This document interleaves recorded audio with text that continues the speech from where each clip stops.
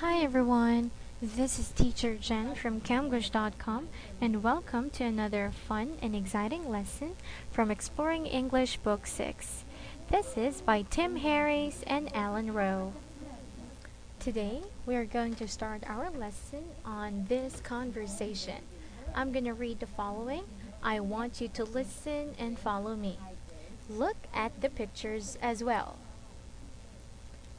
This conversation is between Marty and Fred and also Dr. Muller. Gee, Fred, I'm scared. I wish you hadn't made me come. Nonsense, Marty. There's nothing to be afraid of. We all have to have our teeth checked once in a while. Why? It's no more frightening than having your eyes examined. Don't you ever get scared, Fred? There are a lot of things that scare me, Marty, but there's nothing in the world that can make me run. Well, so we're going to have our teeth checked, are we? I don't want to have anything done. All I want to do is go home. Please, Fred, don't make me stay. Now, Marty, I told you there was nothing to worry about. Why, once, when I was in the army, I had to get a tooth pulled without any painkiller. Yeah, Fred, but you're brave. I have an idea, Mr. Farmer. Why don't you sit in the chair and let me check your teeth? That will make the boy feel more confident. Who knows? I might even find a cavity that needs filling.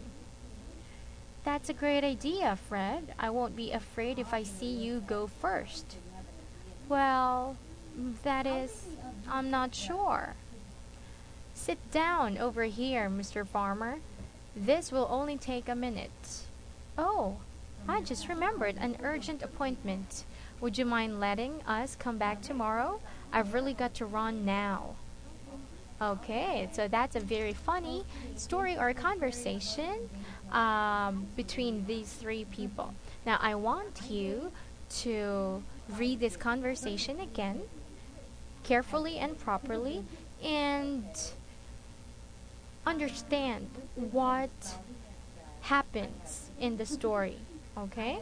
So to do that, you can pause this video for a while, then read. When you are done, you can press play so that we can continue in our lesson.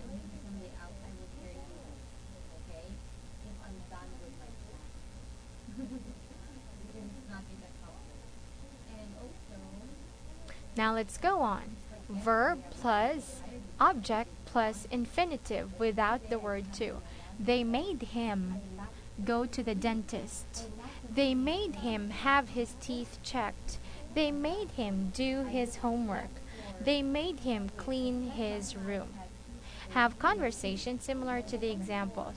Did Marty want to go to the dentist? No. Fred made him go to the dentist. Did Jenny want to wash the dishes? No. Her father made her wash the dishes.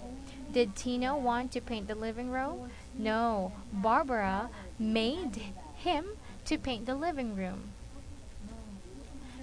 Did he want to buy a new coffee table? No. She made him buy a new coffee table. Did Anne want to work on Saturday? No. Mr. Bascom made him or made her work on Saturday. Did she want to clean the office? No, he made her clean the office. Did Marty want to do his homework? No, his mother made him do his homework. Did he want to put away his comic books? No, she made him put away his comic books. Did Jenny want to turn off the TV? No, her parents made her turn off the TV. Did she want to go to bed? No, they made her go to bed. Did Fred want to look for a job? No, his sister made him look for a job. Did he want to wear a suit and a tie? No, she made him wear a suit and tie. Now I want you to answer this again, and you have to get a piece of paper, then copy the following incomplete sentences, then complete them. Okay? Now let's go on to the next page, and this is reading time again.